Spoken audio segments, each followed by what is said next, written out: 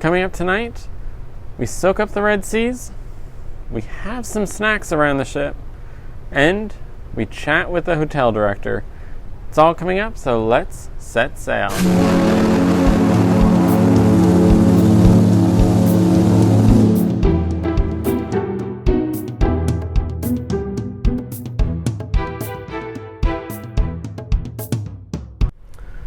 Welcome to day 9 of the cruise view from onboard the Scarlet Lady. Today was Monday, October 18th, 2021, and our final sea day of this voyage. We've had 4 of them so far now, and this is the last one. Not only is it the last sea day though, tomorrow we are in Bimini, which means today was also the last day to really kind of enjoy this ship, because Bimini is a long port day. We get there early in the morning tomorrow, and we don't leave until late at night, so most of the ship is not operational tomorrow while we're in Bimini. So if you wanted to experience the ship, this was your last chance today. So for our stories to touch on, one of the ones that we've mentioned quite a bit this series is the soot issue on board Scarlet Lady. A lot of soot falling down on the outside decks, damaging those furnishings quite a bit. A lot of damage visible on there, and started to see some of it even get tracked into the stairwells up on deck number 15 and 16. And got a little more info on the soot issue that's going on. Virgin is aware of it. They're working on it, trying to get it repaired, trying to figure out how to prevent it from happening. They've increased the cleaning frequency of the engines, and they've also made repairs and changes to the way that things are set up to try and prevent it from happening.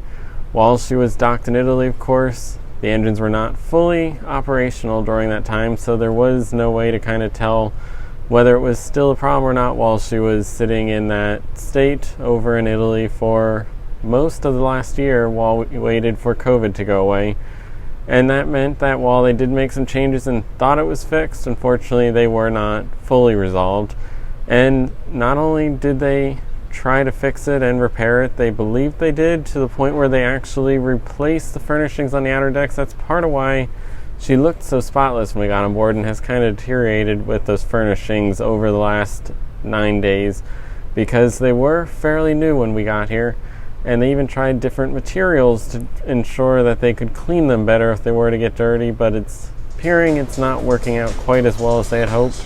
So unfortunately, the issue is still here. They're going to have to keep doing a bit more work to try to resolve it, clean it up, stop it from happening, and they're already planning to replace those furnishings. Hopefully they can get it all repaired before they do that, so they don't have to keep replacing it, because I'm sure that is not a cheap bill. There is a lot of chairs, a lot of different furnishings out there that need to get replaced and cleaned up in order to get her back into the tip-top shape she was when we first boarded her 9 days ago. So today was a sea day, 4th one, just like every sea day, pretty much in the exact same spot. We're in Costa Maya most of the day when we're there. Bimini is almost identical in location to Miami, just a little bit out to sea from there. So whenever we're on these sea days, we're basically halfway between those locations every single time, and that means that we're in almost the exact same location again. So our noontime location was 22 degrees and 53 minutes north by 84 degrees and 23 minutes west. We're traveling about 18 knots headed north to get up to Bimini, and that put us right off that western tip of Cuba again. Today we could see the land just for a short period of time. We could not see it all day like we could on a few of these trips, but for a portion of the day we were able to see it off in the distance. And as for ship spotting, we did spot the Disney Fantasy last night just before I turned in for bed. And throughout the day there were no cruise ships around, but there were a couple cargo ships. And this evening, just a little while ago at 1 a.m. we passed the Celebrity Summit, and at 2:15, way off in the distance, we could see the Odyssey of the Seas. Very hard to get a picture of her. She was so incredibly far away, but you could clearly see who she was when you looked at her. And as for our weather, it was looking like a pretty good day. It was nice conditions out there, not too hot, not too cold, a high of 82 degrees, low of 79, very comfortable out there. But as the day wore on, it was partly cloudy during the day, and this evening we did have a bit of rain at 7 p.m. It wasn't too bad. It wasn't a storm like we saw a week ago. It was a milder drizzle that just kind of wet the deck a little bit. And we had, unfortunately though, winds and seas today. The first day that we've really kind of had seas. We had 1.3 meter seas at noon, and this evening they've grown to about 1.5 meters, so slightly larger. And when you looked out there, you could definitely see the difference compared to those very smooth seas we had before. And throughout the ship, you feel a bit more rocking, something that we hadn't been experiencing on board. And that also means for the first time, you can start to hear a little bit of creaking throughout the ship, something that is fairly common on a cruise ship, but we haven't experienced yet because of how smooth those seas have been up to this point. In addition to those seas, though, it also got windy. It was up to 20-mile-an-hour winds today, and you could really feel them when you're up on that top deck this evening. It was definitely a bit windy. It's calmed down quite a bit right now compared to what it was earlier, but it was certainly windy this evening when you were out there anywhere on the outer decks, but especially up on deck number 16 where you really are a little more exposed to the elements. So with that timing of that rain, it didn't affect most of the day, but it did affect some of the evening stuff. So let's take a look at the lineup. For me, it started early with bingo with the Hostess. Tickets were on sale about 10:15 to 10:45.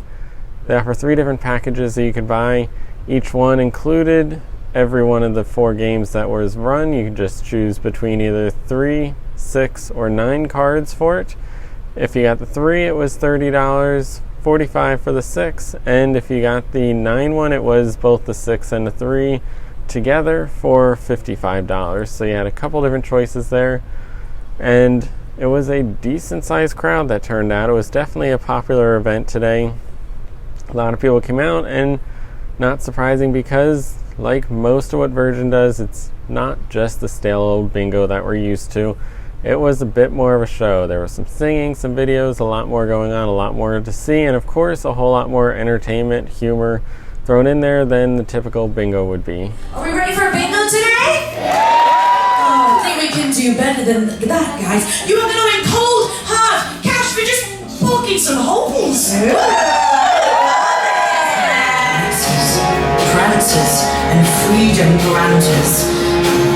We are not cruisers. We are voyagers. What brings you to these waters?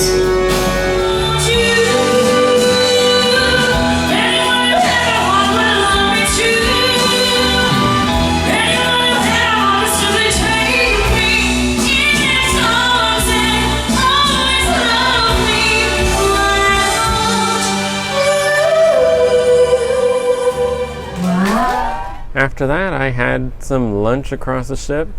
Needed to hit the final restaurants that I hadn't visited yet. I have now, as of today, eaten in every single dining venue on board the Scarlet Lady. So if there's anything that she offers, I've at least seen and tried to experience it. Seen every venue, tried them all. Something that would not have been possible with just 5 days, and those 10 days definitely made a difference in allowing that, because there is a lot to do, a lot to eat on board this ship. That is one of the areas where she really does stand out, because each venue is very unique, and unlike what it is on other ships, they're not little venues that you can just pop in and grab an item or something. They are really nice sit-down restaurants for almost every single one of them. There are a couple up in the galley that are still a quick grab and go, like the suites area, but for the most part everything is a sit-down restaurant where somebody will serve you the food, which is something that is definitely unique to Virgin, that there isn't that buffet. And not only is there not that buffet, but the venues aren't even grab your own food, but actually served to you, which is a nice change and certainly brings the whole feel of the ship up a bit more. So that was what I did in the middle of the day. Oftentimes, as I mentioned, there is not a whole lot going on in the middle of the day. It is mainly focused on athletics, yoga, activities like that, not really the entertainment ones. But this afternoon, things did pick up a little bit. At 3:30 to 4:30, I took a visit to a game show that has been offered several times during the past 2 sailings, and that was Risky Quizness, which was hosted by the Gamer and the Hostess. And that features a series of trivia questions where everybody is divided into teams with a C panel that they can use to write their answers on and raise in the air when they're ready to give an answer. Alright, question number 1. Which fictional city is the home of Batman? What fictional city is the home of Batman? Very nice. All right, we had the Claytons coming up first. They wrote Gotham, and Gotham is correct. It's Gotham. Like most activities though, it can't just end there. It has to be a bit more entertaining, a little more fun. It can't just be a dry old trivia game. And that is where the trivia round continues on with more rounds and more fun as each round picks up a little more activity and entertainment value to it, including the second round that adds in a wheel to allow a little more chance and risk with different challenges and items to potentially do depending on where you spin after you get a question correct. I have now. My darling, spin my wheel right round, baby, right round. Not too hard, not too soft. Oh, Perfect. spin. That was a good. nice spin. That was good. Uh-oh. Oh. Holy shit. You've been shipwrecked. This means another team gets to steal a handful of your barnacles, baby. Sit back down. Who wants those barnacles? And that was up on the Athletic Club. When you look in the app, the picture of it is clearly the loose cannon, and I think it might have been offered in the loose cannon at the beginning of last sailing. But the crowd that showed up for that was huge, filled the Athletic Club, at least the shaded area, which was important because it was pretty hot up there today. And that certainly would not have fit in the loose cannon. No way that many people could ever fit in the loose cannon, which is a very tiny venue on board. So I'm sure that was one that has outgrown its original location and will continue to outgrow its location as the capacity of the ship continues to grow over time. From there, I went to another show, another game, one that I've been to a couple times, and that was Scoop There It Is. They did offer it again. That is second time this sailing. Last sailing it was listed multiple times, only actually performed once. This time it was performed twice, and I believe it is listed again tomorrow despite the fact that we're in Bimini. So we'll see if it is actually going to be offered again tomorrow when we get to that time. But today's very similar to the other ones, except they changed out a couple games. They added a new game where contestants had to reach into a box, pull out the object, and try to guess what it was with a blindfold on. So another activity just to add a little more entertainment and humor to it. And that is one of the most wholesome activities I think offered on board. It is a very fun, very casual game, and it is offered right in that roundabout, which is the heart of the ship, so a lot of people passing through get to see what is going on, get drawn in just by the sound of it, because that area is rather small, but the sound of it does travel. The roundabout only goes 2 levels, that is the atrium of the ship, but the stairwells are right there, so it does travel right past the elevators and up and down those stairwells to the other decks.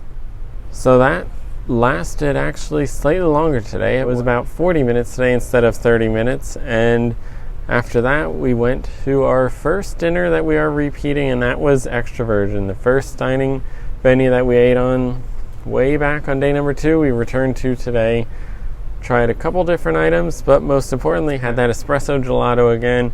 That is an absolutely delicious dessert. Tastes just like coffee ice cream when you get that vanilla and they pour the espresso over top. It is one that you should definitely try. They do offer a couple traditional desserts, but the gelato is definitely the one to have when you're in Extra Virgin. This evening was then Scarlet Night. Just like last week though, the weather has not cooperated with us. It didn't look too bad out there though. It was a bit windy, but the rain was very mild, very light drizzle, and when you looked at the radar, it very quickly came across us, dropped stuff to get us wet, but then it was clearly going to clear up and go away. There was nothing else going on beyond that. Beyond 8 o'clock, it seemed like we were in the clear, that it should have been safe to be outside and to hold a party. But unfortunately, they did cancel the events that were on the outer decks.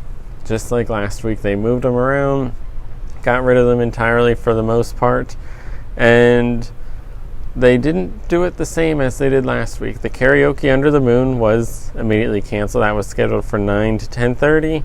But then, while they had the traditional Scarlet Night event, which included the same stuff that we saw last week with some tweaks again, they then moved around the party a bit more. Last week, of course, we went from the Scarlet Night 9 to 10:30, and the pool party was supposed to be 10:30 to midnight, followed by a DJ in the Manor. Instead, we had a DJ in the dock house. The DJ in the Manor started a little bit earlier, and the band on board the ship was playing in the On the Rocks venue. So that gave a couple different elements of music, but they're all fairly traditional, standard items. Tonight, the schedule changed up a bit, and it even changed up as the night went on. They kept tweaking it, making differences to it, and the one change that they originally made was to have the band in the manor from 10:30 until midnight. So as soon as Scarlet Night from 9 to 10:30 ended, the band was going to be in the manor, and they put the DJ in the roundabout at the same time from, I think it was 10:30 until like 1 a.m. or something like that, to give a little more activity and entertainment in the roundabout, which is where much of the Scarlet Night takes place. So that is what they had in the app. They then tweaked the app. Every time I checked it, it seemed like things were a little bit different. And the way it ultimately ended up, they had, when Scarlet Night ended at 10:30, a DJ in the Red Room from 10:30 till midnight, followed by a DJ in the roundabout from midnight until 1:30 a.m. And then they put the band in the manor from 11:30 until 1 a.m., so they bumped that back just about an hour. And that allowed the crowd to kind of flow through. So that really changed the whole dynamic of the night. It worked much better than it did last week. Still, unfortunately, it was not quite as special as if we had that pool party, something that we haven't gotten to see. And while the weather seemed to be decent enough to have a party, we've of course seen parties where they started and then rain came and they had to cut it short in the middle of it. It seems like they're very quick to cancel these things and to backtrack. They did have things set up. Once again, that moon was up on the athletic center back net, and they removed it when the storms came through. So they were planning on it earlier to be out there and having these events, but had to get rid of them. It seems like most likely the octopus is the problem. That is something that they put out on the pool deck. Gigantic blow-up squid that is out there. And I have a feeling that can't handle the winds that we're experiencing. So even though the rain doesn't seem like it should have been problematic, I think the wind is what stopped it. And that's something they may have to reconsider. It seems like they're getting closer to a plan B with some of the changes that we've seen from last week to this week. It was a drastic redo of things. But they do need to consider another option for being able to have the event outside, even if something has to get pulled from it. Because right now it's an all or nothing kind of setup, and that is something that has now been missed 2 out of the 3 sailings so far, which is not a very good success rate. And I'm sure as we continue that's going to happen more, because it is typically windy when you're up on a pool deck, especially at night. And as we now enter the winter months, I'm sure it is going to continue in that way, and there'll be a lot more cancellations of the Scarlet Night pool party. So for the actual Scarlet Night, it was very similar to last week. Started off with an announcement over the system, performance in the roundabout, and then following different individuals to different areas. Tonight we followed initially the gamer and a couple of the other Happenings cast members who were in the back of the roundabout doing some games of charades, and they then moved over to Loose Cannon and continued those games before ultimately leading the group through the ship and vanishing and leaving a bunch of people kind of confused, just like we had occurring last week. As we moved around the ship, though, it appeared there was a bit less than we saw last week. They once again did not use the manor, but this week they didn't even use the Red Room, likely because they chose to have a party in there later, and that meant that they did not have that sort of meditation sea state going on in the Red Room. So it mainly kept the locations to the Dock House, the Social Club Diner, the Roundabout, and SIP, all on deck number 7. You can also go to deck number 6 of the Roundabout to see some of the activities, but there really wasn't much else on deck number 6, and that meant that there was a lot less space being used, a lot less areas to kind of look for things. But just like last week, for the most part, it seemed like sitting in one spot worked. If you were in SIP, you could see things as they came through, and if you stayed in the roundabout, that's probably the best place to be, because things passed through, but there are also performances that occurred just in the roundabout, and of course at the end they ended with that wedding again in the roundabout. Now we'd like everyone to repeat these beautiful vows after me, okay? I am a captain. you are also a captain. And you are also a captain. We are captains of the same ship. We are captains of the same ship. And although after tonight, we may go our separate ways. Tonight, I vow to steer the same ship as you. Just for this Scarlet Night. I now pronounce you both.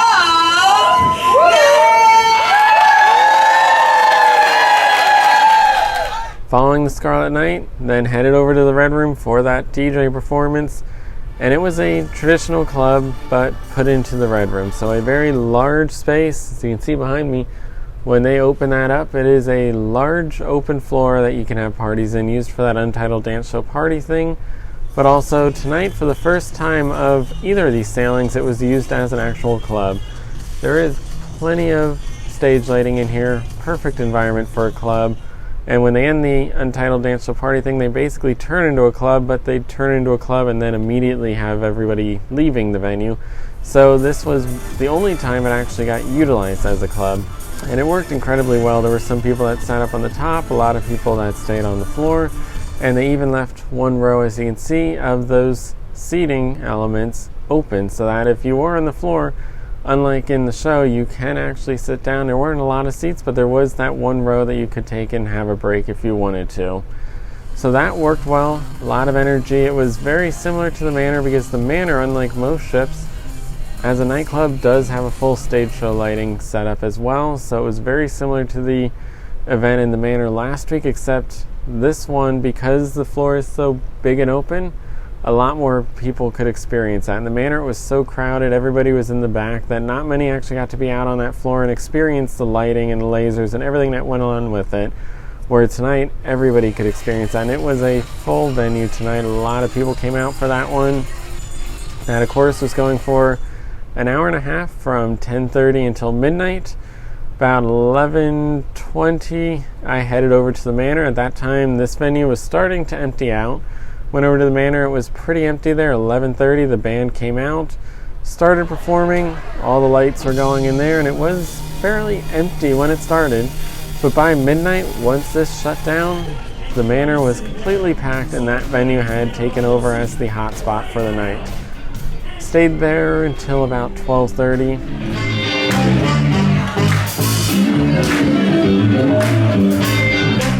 Then left the Manor, headed to the Roundabout to see what that DJ was up to. And that one was the same that we had in the Dock House last week, and unfortunately, just like last week, despite moving to the Roundabout, which is a far more popular area, it's right in the heart of the ship, everybody's passing through, it is a very visible location compared to the Dock House. It was fairly empty. There were actually people there this week, unlike last, but it was still a pretty small number of individuals. It was nowhere near the number that were at the Red Room party or at the Manor party. But if you wanted it somewhere a little bit calmer, then the Roundabout was definitely for you. It was the party that you could actually sit, relax, not get blinded by the lights, not have all the flashing and get headaches or anything. You could actually sit and relax and enjoy the music. You could have conversations with people. That was the much calmer and more laid-back party of the three that occurred tonight. So it appears they're getting closer to having a plan B for indoor events. They're certainly not quite as special or spectacular as the event on the pool deck, but they at least are something unique. That was a trio of events that did not occur throughout the rest of the sailing. That was a trio of events that were somewhat special, especially this Red Room. That was a unique event, so at least it had that extra element, and it definitely drew the crowd in, so it made it a little bit more special than what we saw last week, where it was essentially just the nightly Manor party. So they are definitely getting better and improving and finding new ways to try and bring things inside. Hopefully they'll think up some routines, because there is plenty of space in here, and there is an entire stage that was only used to have a DJ standing there with their turntables, so you could easily have some mini performances or skits up there just like you would have around the pool. So hopefully in the future they'll start thinking through how to set those up and have a few of those as a backup plan for when rain does occur, as it has been. So that about does it for the lineup. moving on from there, we do have an interview tonight. I got to sit down with the hotel director, Don, and learn a bit about Scarlet Lady and how they operate.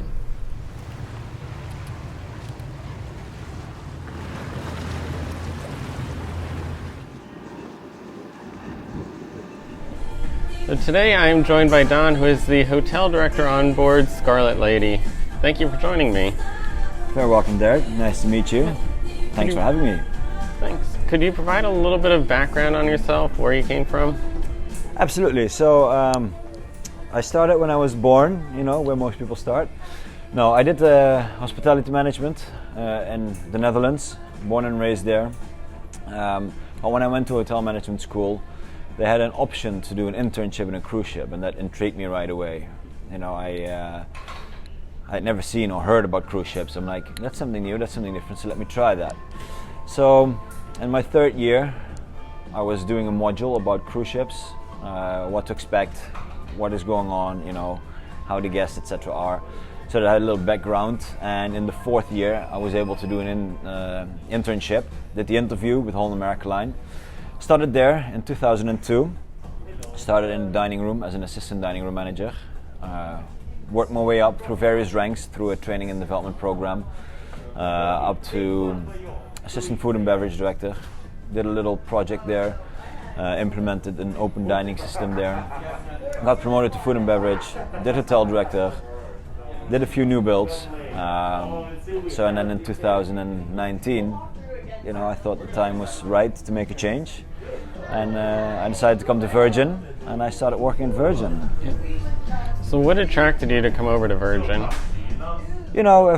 If you work with one company the whole time, and they've been a good company, but you want to see, explore. Is the grass greener on the other side? What is out there? And starting a brand, launching something completely new doesn't always happen.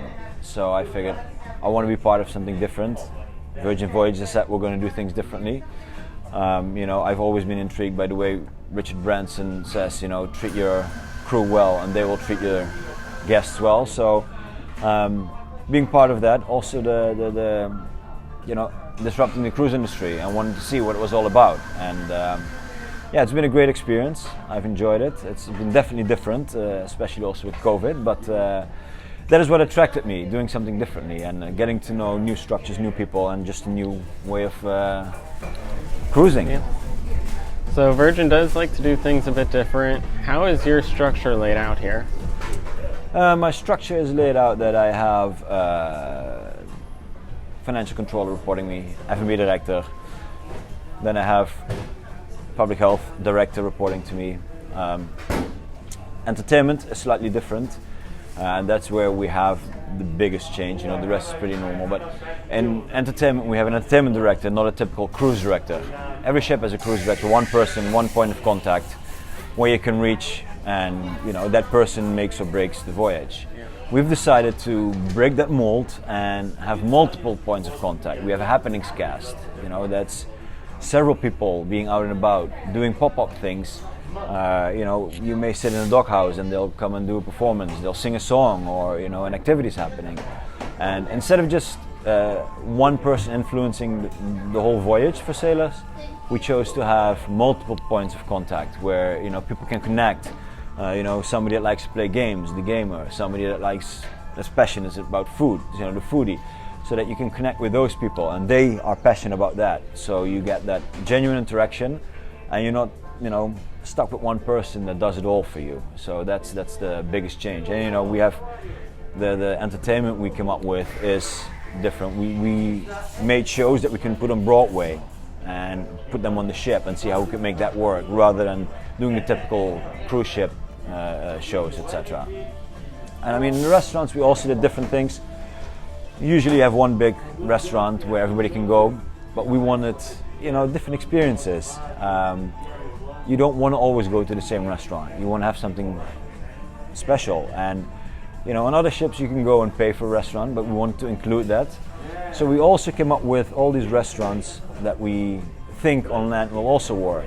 Extra Virgin, Italian, Pink Agave, our Mexican upscale restaurant, Razzle Dazzle, vegetarian forward, very new, very great food. Of course, the gun bay. Have you been there? Yeah. Yeah, you don't always see a grill on the high seas. Our steakhouse, the wake, of course, and then our test kitchen. They're all different concepts, and you can pick and choose where you want to go. And these concepts, instead of just going to the same place with the same people all the time, it just gives you a different vibe, different atmosphere. So 18 months ago, Virgin was just starting to get its feet wet, get up to speed, and it all got shut down by COVID. So what exactly occurred when that shutdown happened? It's actually really, well, not funny, but interesting. So I started March 8th, 2 days later, I meet the top executives of the company, and in the same meeting they go, oh, and we're not going to sail for a little bit. I'm like, oh, what is going to happen, right? No, so what had happened is, we needed to get our crew home, and we wanted to get them home as soon as we could. We wanted to get started again. So in March we organized some charters, some flights, and with the CDC there was a lot of complications, but we tried to get everybody home as quickly as we could. We tried all from the US, and then we figured we'll have you all back in June to start in July. But that turned out to be later and later. Also with the restrictions, we couldn't get people home in the time frame we wanted. So from the US we decided to cross to Europe, because we could get people home. And also, when you have a new house, at the drawing you see things and you go, that'll work great, and then in real life you see it and it's like, maybe not so much. Or there was a few things that we needed to improve on, so we went back to Italy where we built the ship and made a few adjustments. Work on the things that we figured didn't work or saw operationally, okay, let's make some adjustments. So we had some workers on board, come up with plans, work on protecting the ship for when we go back to service. So, and then from getting the crew on and off and staying in port, getting the contractors on, planning all that work.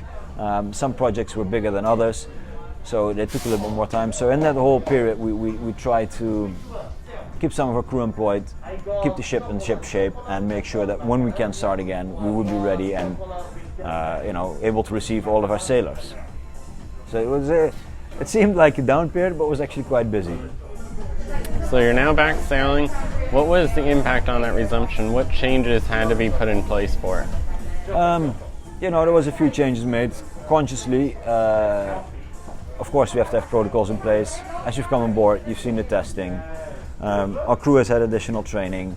We invested in cleaning materials and cleaning solutions, making sure that we sanitize everything to the highest levels. But also, we worked with a company called Atmosair to install filters that will purify and clean the air in all areas of the ship.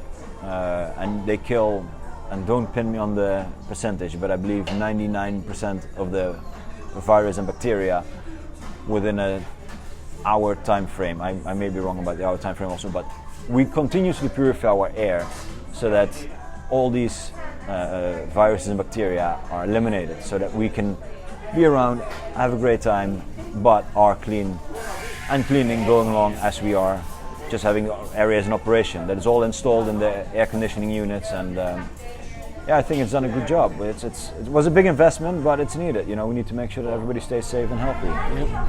So as we've seen with COVID over the last year and a half, you can have all the plans in the world, but it's still going to find a way to get through. So if that were to occur, what do you have in place? Of course, we got rigorous protocols for that also. We will quarantine, we will search for close contacts, also quarantine them.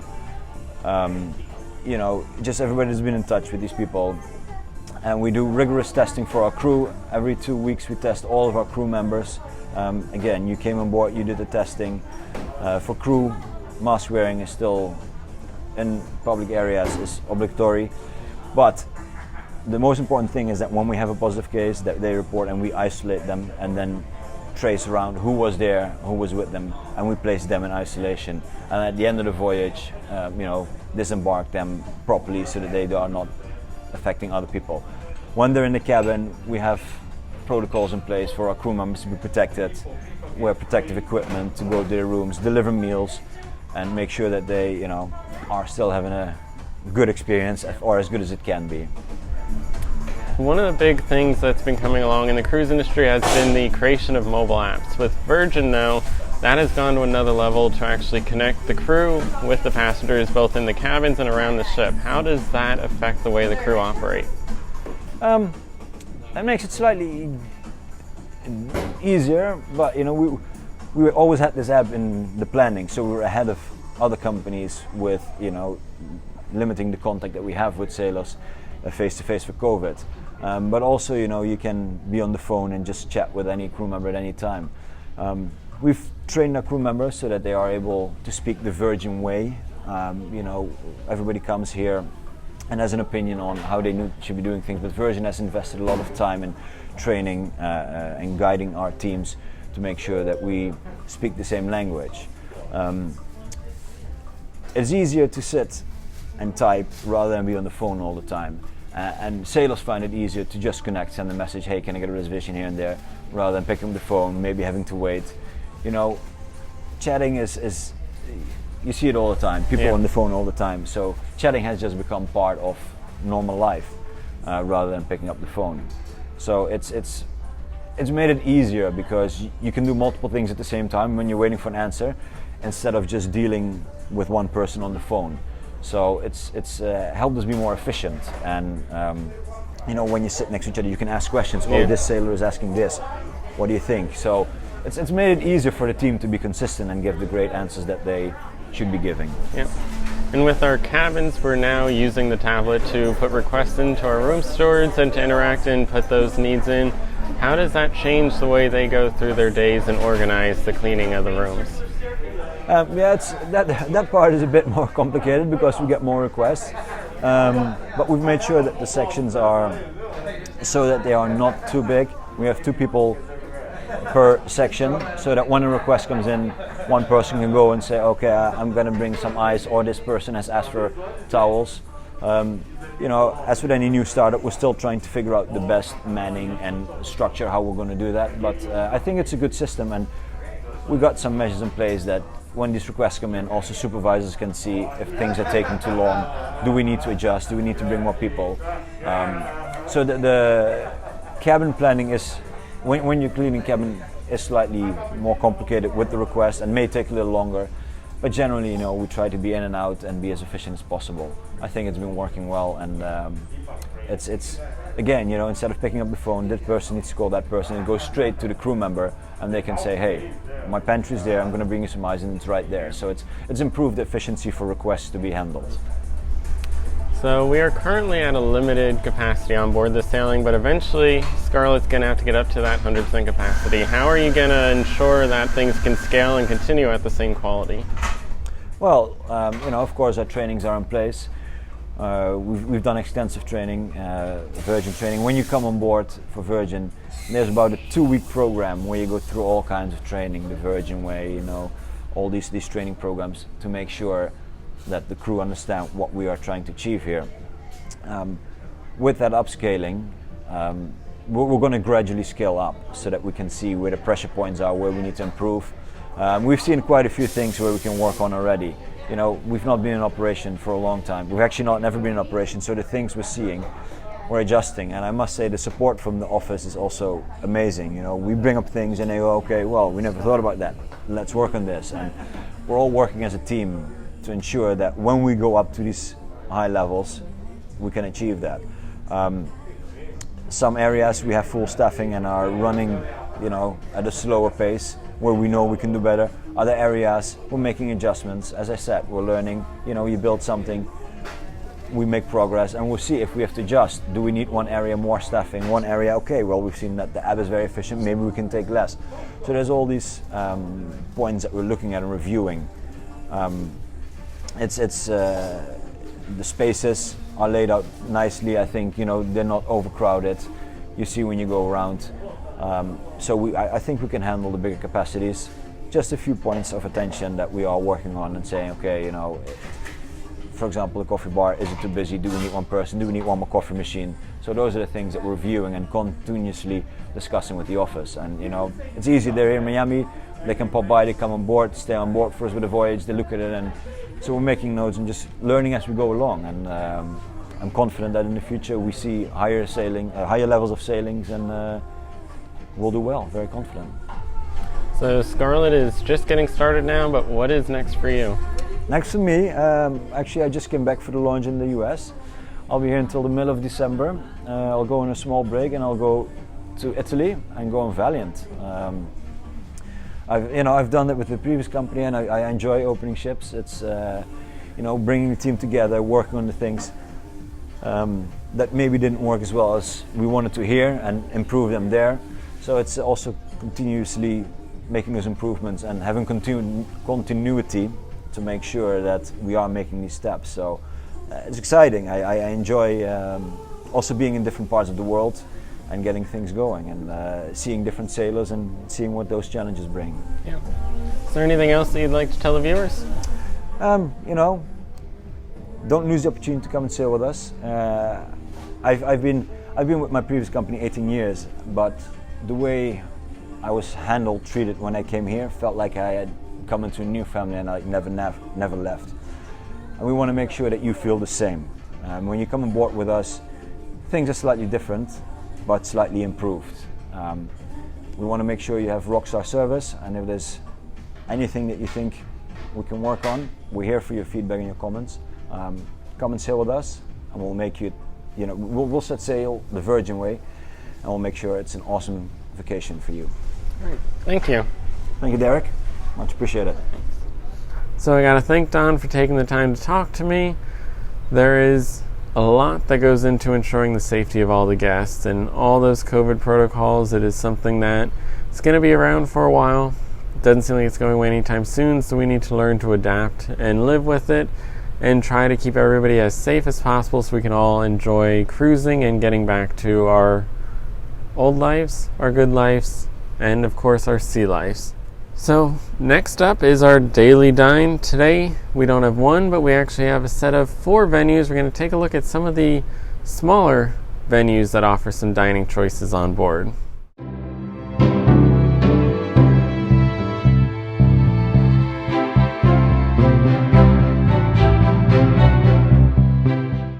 The 6 main restaurants and the galley get the most attention, but some of Scarlet Lady's best dining are at the small locations throughout the ship. On the top deck of the ship, you'll find the Sun Club Cafe, offering a quick place to grab some food while relaxing in the sun. This dining venue offers a variety of healthy poke bowls that are prepared fresh to order exactly as you'd like. While its Deck 16 location makes it easy to overlook, it is not one to miss. Moving down into the ship, on Deck 7, you'll find a series of additional venues starting with the Social Club Diner between the roundabout and the dockhouse. This massive venue features ample space to gather, socialize, play some games, and of course, grab a bite to eat.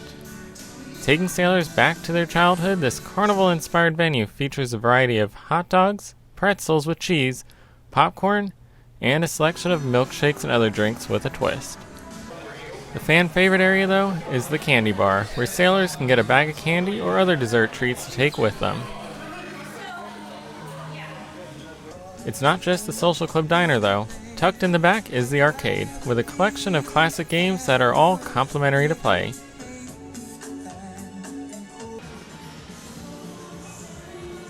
Across from there is the Loose Cannon. Designed after a British seaside bar, this nautical-themed venue plays home to a variety of games and activities, has its own jukebox for guests to control the tunes playing, and most importantly, a selection of beers. Off the roundabout, you'll find the most talked about venue on board, Lick Me Till I Scream, featuring a selection of cone choices and fresh ice cream made daily on board. You won't find better ice cream at sea. With flavors that elevate the traditional ice creams and unique creations like Green Machine, you'll want to try them all. But with the variety of flavors and cones, you can create a new pairing daily and still not try them all after several sailings. Luckily, unlike most lines, it's entirely complimentary, so you don't have to stop at just one a day. Next to there is the pizza place, the most traditional cruise venue you'll probably find on board. A now staple of cruising, pizza, of course, can't be absent from Scarlet Lady. As with everything else though, it's elevated to a new level, with sailors able to order from a variety of gourmet personal pies, each one being prepared to order when ordered. You'll never find the traditional layout of pies getting cold on board Virgin Voyages. In addition to the pies, a grab-and-go area offers some salads and other items as well. Since you're at sea, if you want to get a better view, the pizza place features an outdoor area that you can relax on while eating and enjoy the ocean sounds. So while those are smaller venues, they are some of my favorite venues on board. They are the ones that you should not miss because, Lick Me Till I Scream, the one I have eaten more than any other venue. I have eaten there every single day of this voyage. There's not a single day I haven't gone there to get a cone of some kind. And I've tried every single one of those flavors and they've all been incredible. There is not a single flavor there that is not delicious to have.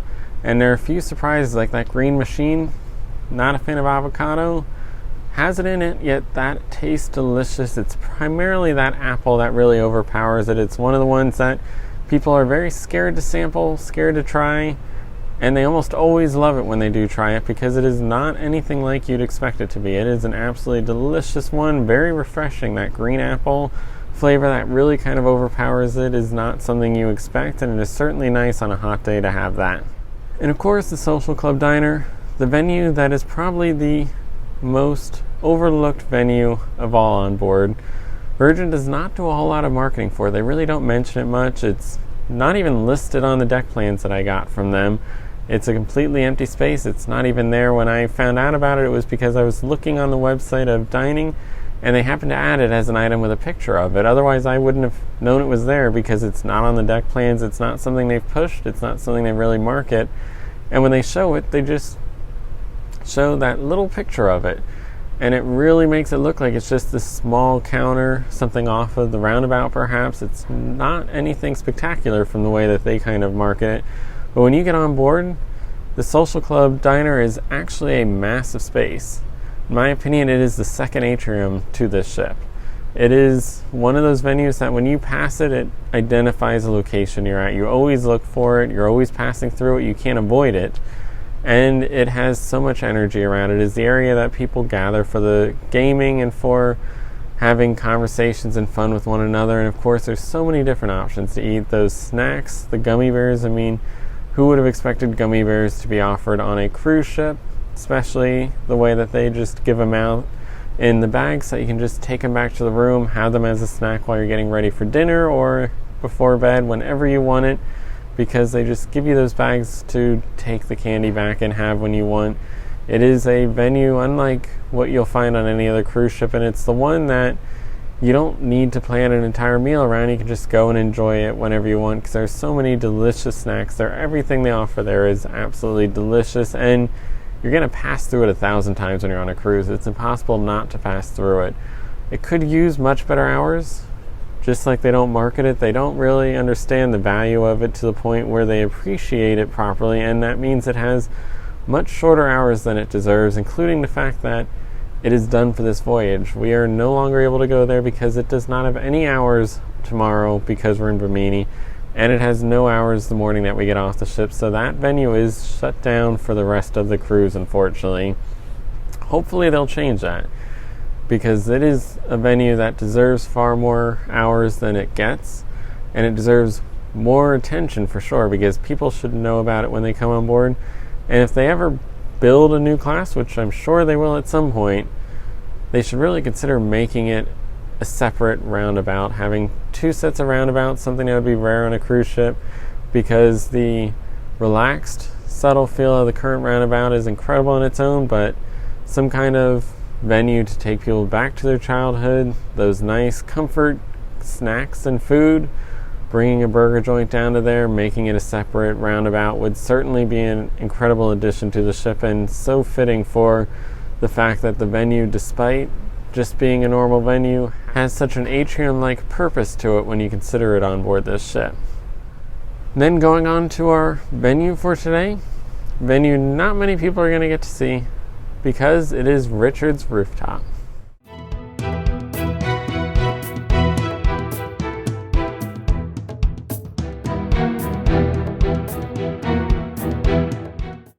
If you head to the forward end of Deck 16, you'll find Richard's Rooftop. Named after the man behind the cruise line, this secluded area is exclusive to those sailing in Rockstar suites. With its own pair of hot tubs, a massive bar, and plenty of sunbeds, it's a fitting counterpart to the athletic club at the aft of the deck. Its main feature, though, is of course that forward view, allowing sailors to gather in their own social corners and watch what's ahead for Scarlet. Along each side of the deck, you'll find umbrellas to help shade guests from the sun, and most uniquely, several large structures that contain trampolines for the most unique seating on board Scarlet Lady. And that is, of course, exclusive to those Rockstar suites, so most of us will never get to see what that venue is like. But luckily, in my opinion, unlike some of the other lines, they haven't created an area that takes away so much from the other guests. It really is just more seating area. There's no extra restaurant or other amenities that they are holding back from us. It's basically just a little extra special treatment. The main thing is we do lose that forward view because of it. And it's a shame they don't allow us out towards the bow on that walkway, because I think Princess ships have a similar looking, not bow, but deck 7 like area where the walkway does go around to the very bow of the ship and they can see out. We unfortunately have no forward facing views. There is nowhere on the ship we can see it, because Richard's Rooftop does take the only forward view that is available and make it exclusively for the Rockstar suites. So that is day 9. It's been a long day, a long voyage up to this point. It's quickly coming to an end. We're almost done basically with everything on board, because tomorrow is that Bimini day, our second time to Bimini, and that means that not a whole lot will occur on board the ship tomorrow. It really is a big blowout with Scarlet Night to bring this cruise to a quick close. Tomorrow, Bimini, then we gotta pack and get ready to leave the ship the next day, because we will be back in Miami first thing in the morning to depart, unfortunately. But first, of course, we do have one more episode tomorrow, so be sure to come back and watch that. We'll have a look back at the entire 10 nights of sailings on board Scarlet Lady, everything that went down, what worked, what didn't work, how everything went. And of course, as always, I'm Derek Cohn. Thanks for watching, and stay tuned for the links.